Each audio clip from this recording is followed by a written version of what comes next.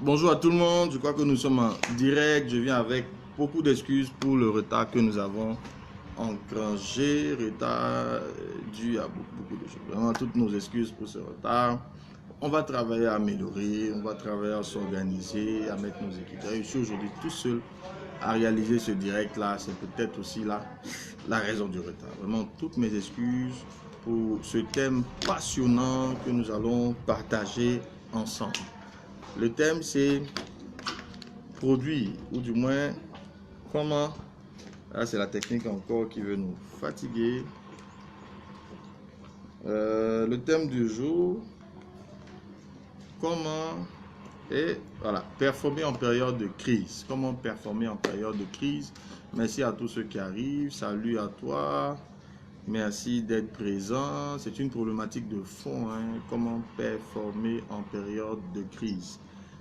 Qui rentre bien sûr dans la logique de ce que nous avons déjà eu à faire. Octavie, il faut que tu m'invites, c'est obligé maintenant. C'est plus une question, c'est un ordre, tu dois m'inviter. Aziz Baguin, bonjour à toi, le plus grand conseiller du Burkina Faso. Que Dieu continue à t'élever. Donc salut à tous ceux qui nous rejoignent pour partager avec nous cet autre direct, cet autre défi. Donc sur cette belle thématique de comment performer en période de crise. C'est une question de fond que nous nous sommes posés et nous nous proposons d'apporter notre point de vue. Salut à toi Jemima depuis la France. Merci à Monsieur Kuala. Ah bon, super, grand patron. Faut nous appeler, faut pas nous laisser comme ça. Hein, Landry, Kevin, appelle-nous, invite-nous à venir accompagner la grande mine que vous êtes, d'accord? Bonjour Christelle encore. Merci encore à tous ceux qui arrivent, tous ceux qui viennent. C'est pas simple, c'est des défis, mais on s'efforce toujours d'aller jusqu'au bout. Et avec votre contribution, avec vos aides et avec vos partages autour de vous, des questions que nous abordons ici ensemble. Alors, tout de suite, pourquoi une telle thématique? Pourquoi une thématique sur le fait de produire, d'être productif, de performer en période de crise? Il est assez aisé de constater que nos pays, les pays africains de la sous-région en général, sont aujourd'hui en train de connaître un phénomène nouveau qui est celui du djihadisme ou du terrorisme. Une question qui, en tout cas, embarrasse très fortement les populations, les gouvernants et qui génère en tout cas beaucoup de questions. Et nous avons décidé donc d'apporter notre contribution à cette problématique. Mais avant, merci à Emma qui nous rejoint. Je voudrais moi-même faire silence en la mémoire de nos disparus parce que le Burkina Faso a été frappé, de tous ceux qui ont été victimes dans le monde d'attentats terroristes.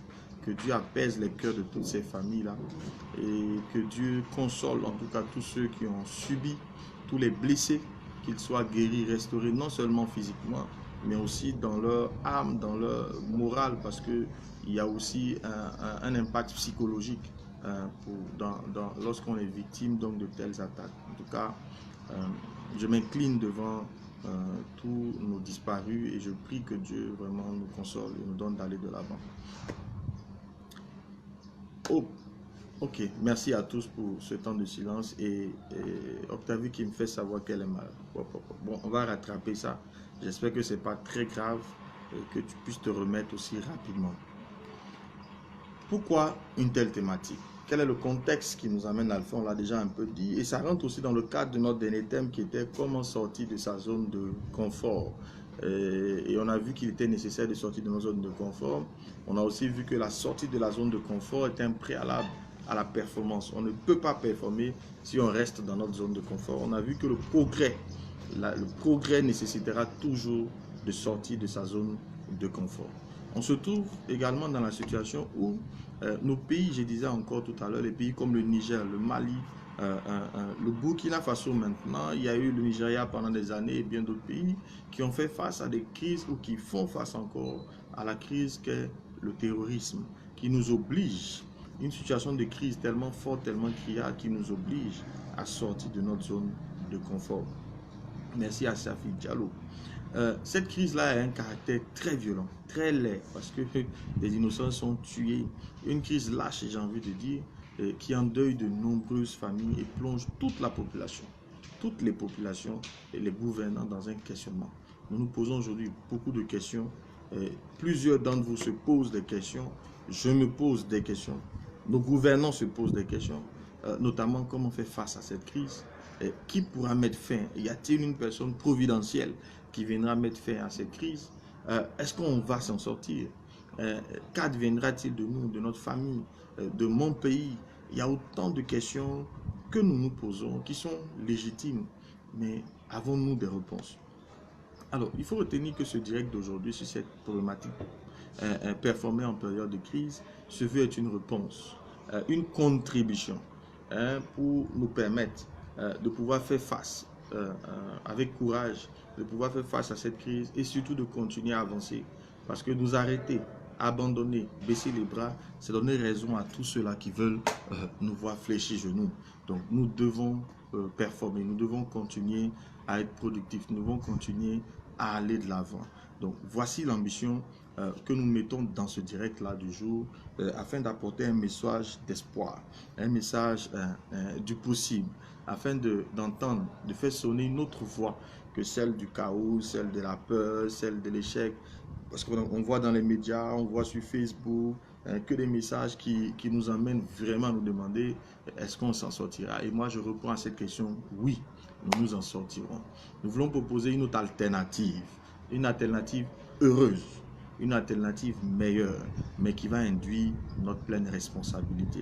Nous devons prendre la responsabilité de nos vies, de vivre malgré ce terrorisme, d'avancer malgré ce terrorisme qui nous menace, qui ne fait que grandir malheureusement et qui plonge tout le Burkina Faso, toute la sous-région, en tout cas les pays comme le Niger, le Mali, dans des situations véritablement difficiles.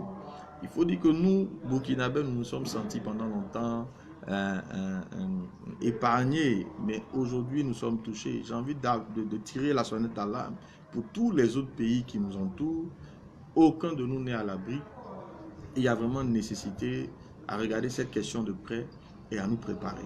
À nous préparer en tant que dirigeants, à nous préparer en tant que population, à nous préparer en tant que famille, simplement. Merci à Da Hervé. Salut à toi, mon frère. Pour développer notre thème, on va commencer déjà par proposer les définitions. Qu'est-ce que c'est qu'une crise? Parce que c'est le point de départ. Si on n'a pas la bonne définition, si on n'a pas la bonne perception, il y a de fortes chances que nous puissions passer à côté. Parce que derrière chaque crise, derrière chaque difficulté apparente, se cache une opportunité.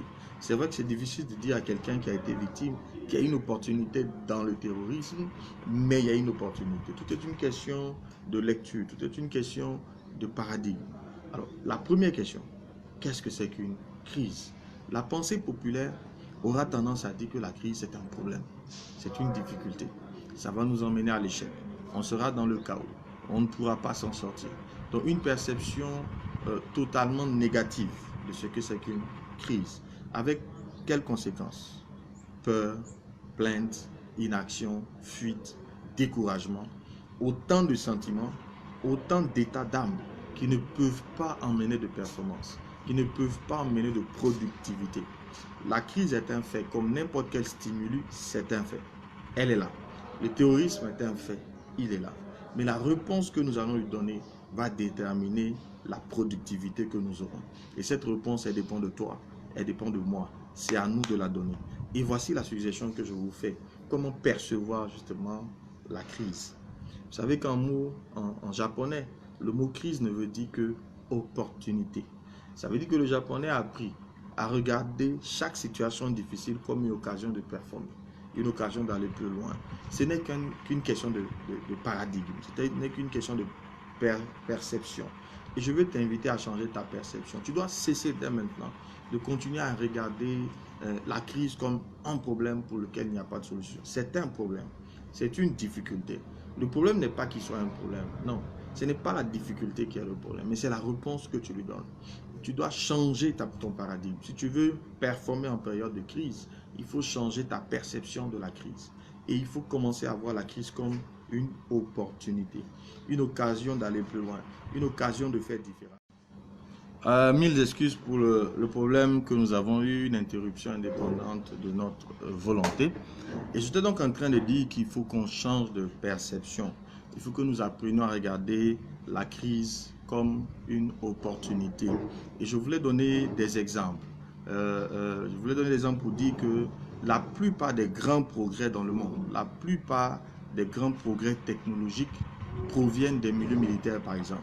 Quand vous prenez Internet, quand vous prenez le GPS que nous avons du plaisir à utiliser aujourd'hui, quand nous prenons l'énergie atomique, il est venu du monde militaire. Pourquoi?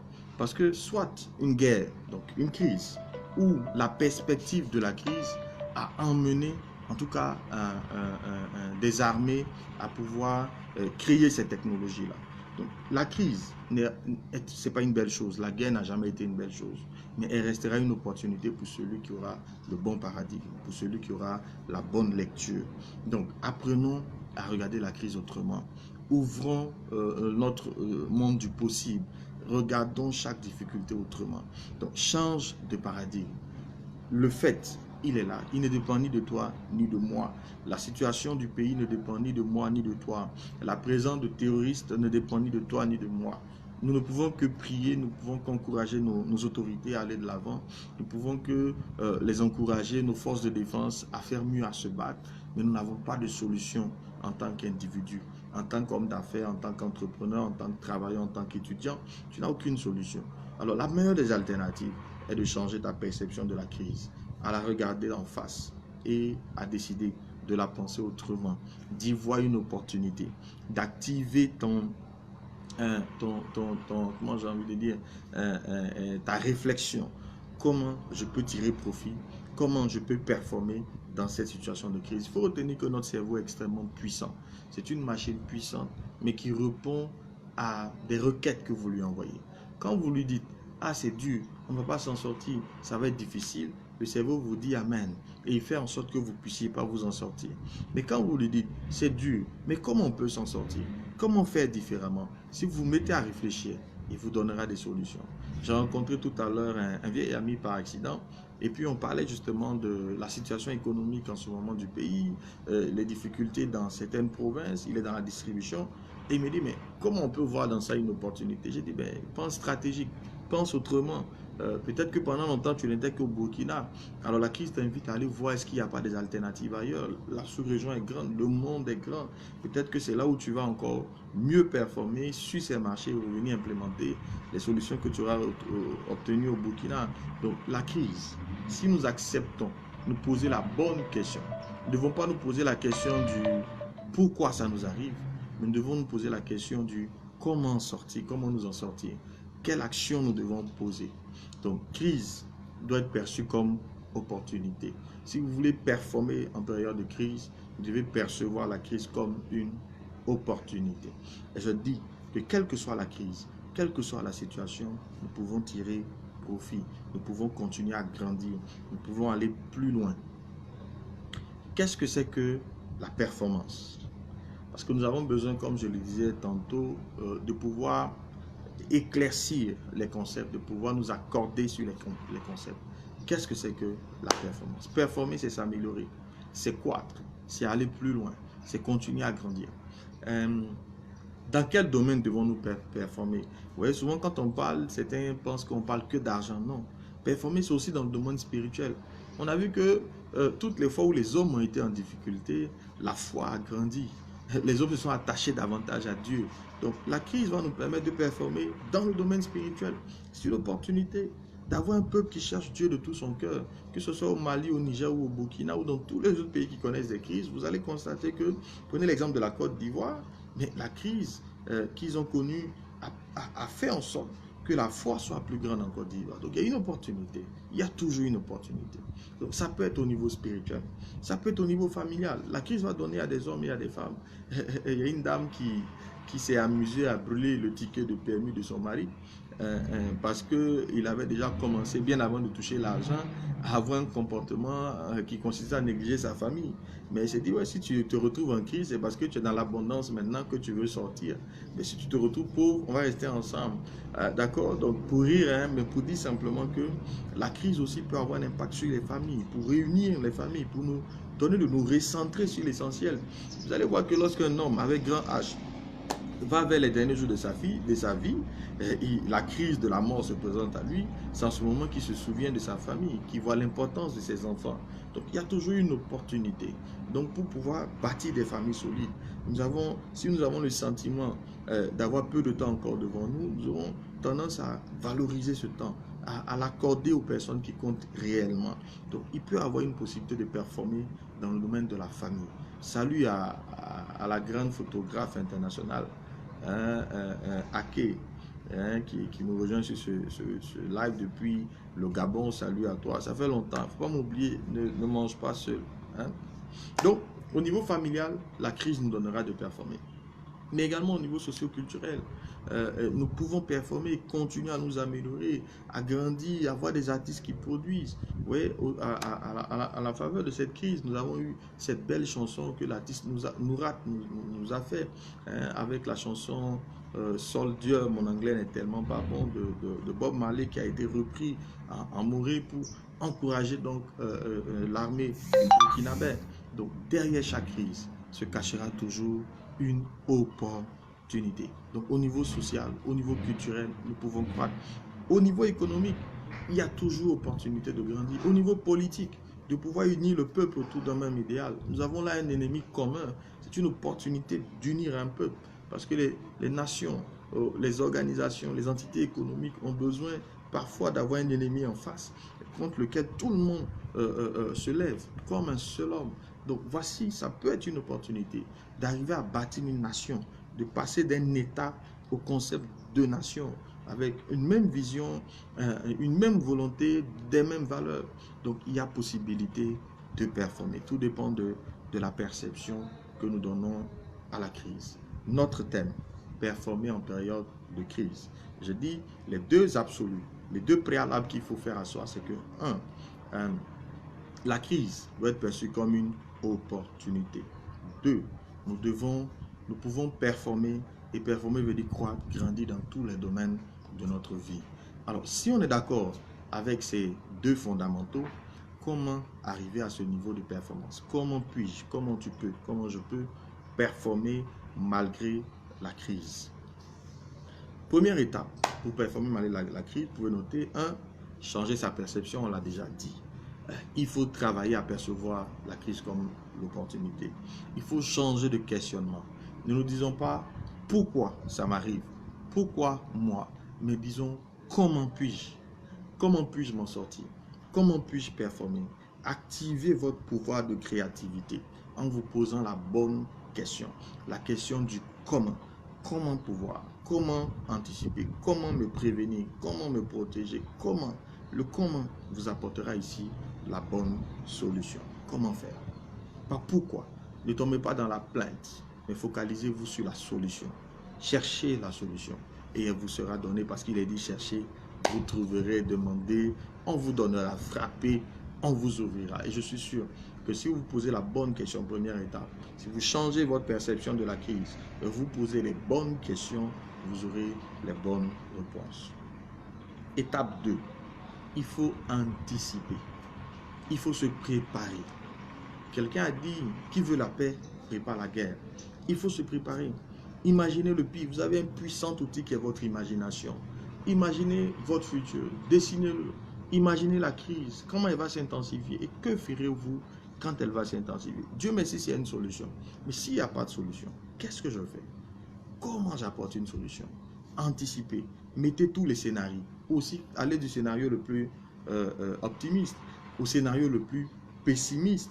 Et à chaque scénario, commencez à apporter une solution. Salut à toi, le Koros Sampo, et au grand Fred. Merci de nous rejoindre sur ce direct. Donc, je disais, anticipez. Posez froidement chaque scénario.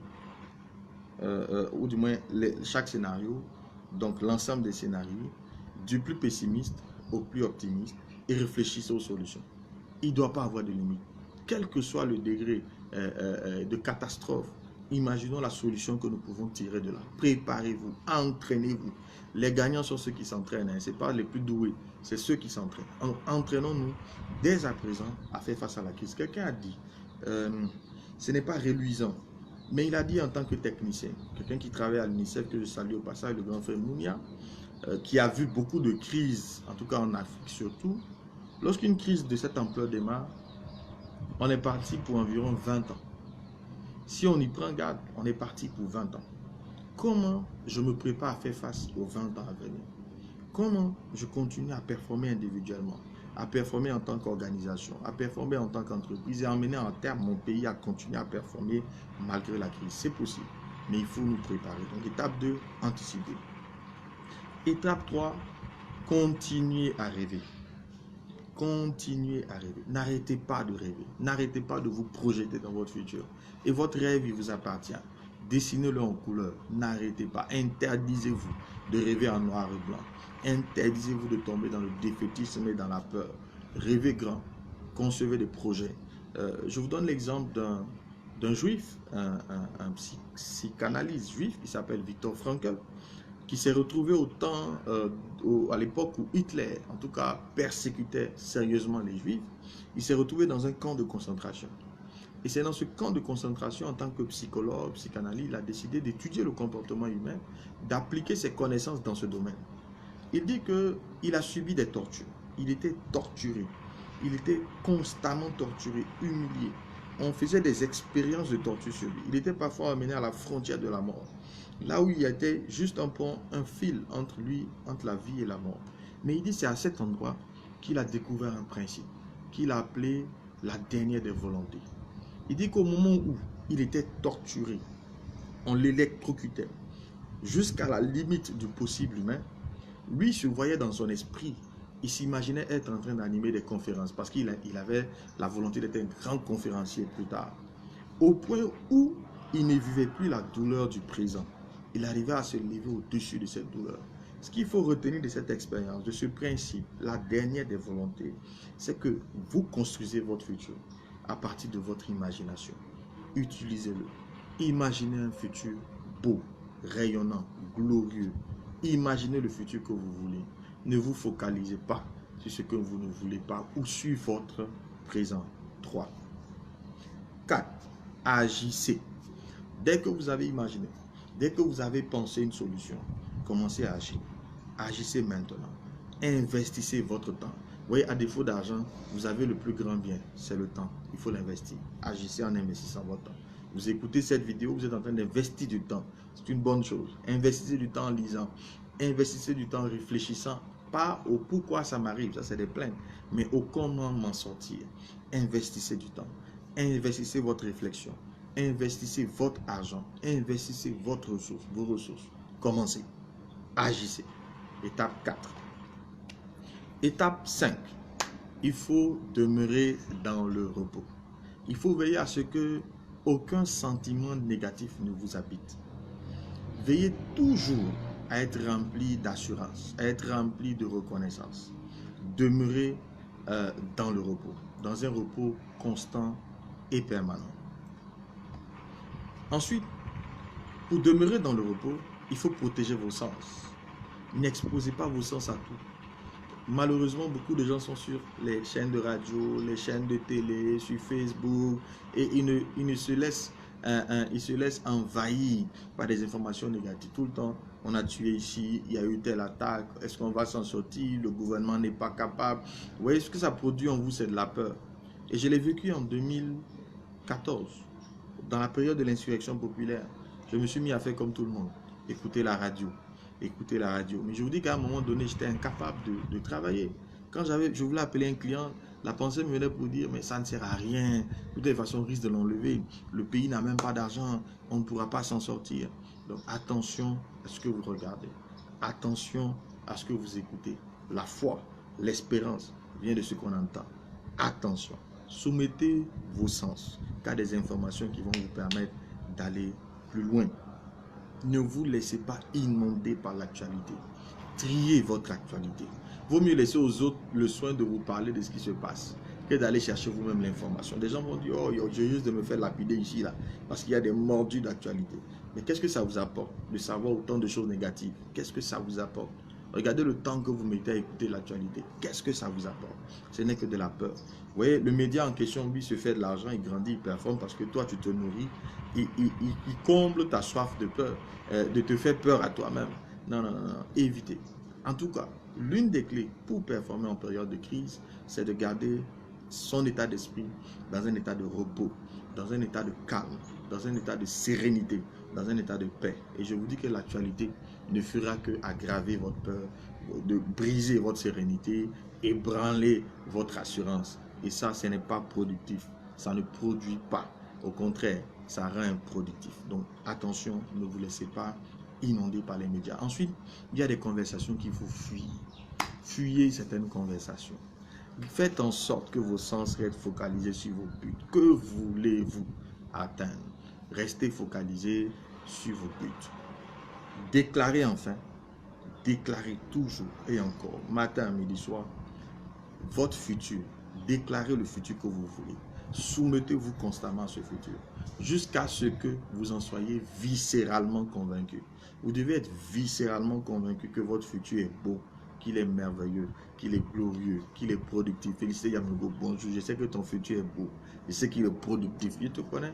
Tu es focalisé sur ce qui est bon, c'est pour ça que tu avances. D'accord? Donc, faisons comme Félicité. Focalisons-nous sur un futur glorieux. Il faut en être convaincu. Mon futur sera beau. Mon futur sera meilleur qu'aujourd'hui. Il y a un célèbre écrivain qui s'appelle Émile Coué qui avait une formule toute simple. Il dit chaque jour, ma vie s'améliore de mieux en mieux. Chaque jour. Et c'est une phrase qu'il se répétait constamment. Donc choisissez votre propre assertion, surtout qu'elle soit assertive, et répétez-la jusqu'à ce que vous en soyez viscéralement convaincu. Ne faites aucun cas de la réalité. La réalité ne compte pas. Elle ne compte pas. Continuez à déclarer votre futur. Vous êtes dans des difficultés, vos factures ne sont pas payées, vous aurez probablement un problème de salaire, vous avez perdu votre emploi, ça c'est la réalité. Mais gardez votre esprit focalisé sur votre futur désiré. Que voulez-vous? Vous voyez, moi j'écris tous mes objectifs chaque année. Tout, en termes d'argent, en termes d'objectifs familial. J'ai des objectifs dans tous les domaines, spirituel, familial, social, économique, politique. Bientôt même, je commence à mettre des objectifs politiques. Et ça, j'insiste toujours. Nous devons, jeunes Burkinabés, jeunes Africains, nous devons nous engager en politique. C'est une responsabilité. Tant que nous n'allons pas nous engager, nos continents ne vont pas se développer. Vous, les gens bien là, qui nous suivez, vous êtes bien, vous dites, mais vous laissez cet espace, le pouvoir le plus puissant entre les mains de gens dont vous estimez la moralité douteuse. Donc c'est vous les coupables. C'est vous qui êtes responsables de la situation dans laquelle se trouvent nos pays. Parce que vous, en tant que gens bien, devez prendre vos responsabilités pour conduire le pays vers des lendemains meilleurs, pour conduire nos pays africains vers des lendemains meilleurs. Donc moi, je ne peux pas bientôt aussi y aller. Mais en attendant, je continue à travailler dans ma sphère économique, dans ma sphère sociale. Mais je dis, ne faites aucun cas de votre réalité. Elle ne compte pas. Déclarez votre futur. Quel futur vous voulez? Dessinez-le, designez-le et répétez-le jusqu'à ce que vous en soyez viscéralement convaincu. Alors, vous le verrez s'accomplir.